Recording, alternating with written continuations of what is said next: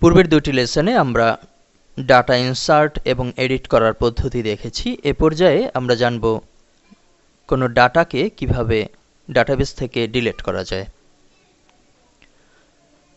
বিষয়টি পুরোপুরি বোঝার জন্য আমরা এখানে আরও একটি নতুন ডাটা ইনসার্ট করেছি।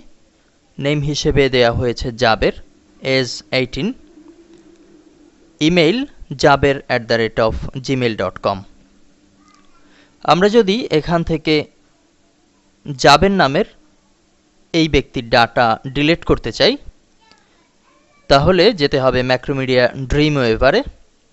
এখানে আমরা delete.php নামে একটি ফাইল অলরেডি সেভ করে নিয়েছি। বরাবরের মতো পিএইচপির বেসিক কোড, কানেকশন কোড এবং ডাটাবেস সিলেক্ট করা হয়েছে। এ পর্যায়ে আমরা আগের মতোই কিছুটা ছোট্ট একটি নতুন কোড লিখব। সরাসরি লিখছি mysql_query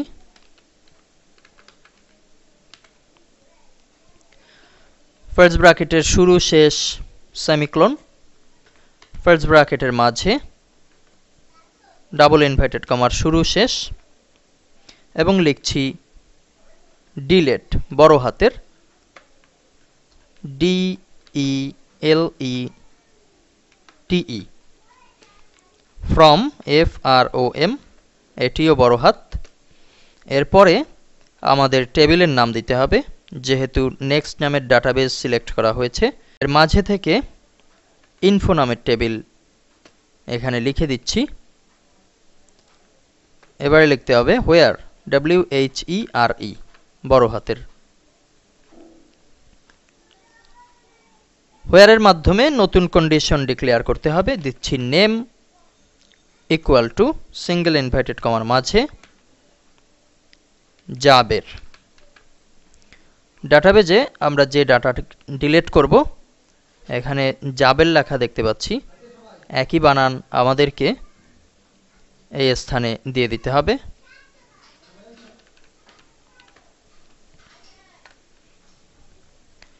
এই পর্যায়ে ফাইলকে সেভ করে আমাদের ব্রাউজার থেকে ফাইলটি কল করব।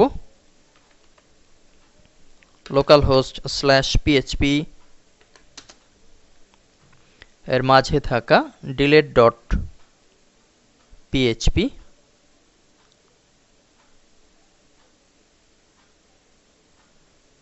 আমরা আবার একটু দেখে নিচ্ছি ফাইলটি সেভ করা হয়েছে কিনা। এখানে কোনো প্রকার স্টার নেই, তার মানে হচ্ছে ফাইলটি সেভ হয়েছে। এখন আমরা php_guru ফোল্ডার থেকে delete.php তে ক্লিক করলে ব্ল্যাঙ্ক অবস্থা দেখতে পাচ্ছি, কোনো প্রকার এরর প্রদর্শিত হচ্ছে না। তার মানে হচ্ছে নির্ধারিত ডাটা ডিলিট হয়েছে টেবিল থেকে। এখানে আমরা যদি রিলোড করি, ইনফোতে ক্লিক করলেও হবে, ব্রাউজ। এখন কিন্তু জাবের নামের ডাটা দেখা যাচ্ছে না, শুধুমাত্র alamin30 nextborishal@yahoo.com এটি প্রদর্শিত হচ্ছে। একইভাবে আমরা যদি চাই এই ডাটাটিও ডিলিট করব, আমরা শুধুমাত্র নেইমের জায়গায় alamin লিখে দেব। যদি এমন হয় একই নাম অনেকের থাকতে পারে, সেক্ষেত্রে কন্ডিশন আরও একটি বাড়িয়ে এজ কিংবা ইমেল ব্যবহার করব। সবকিছুই ঘটবে আমাদের প্রয়োজন অনুযায়ী। ধন্যবাদ।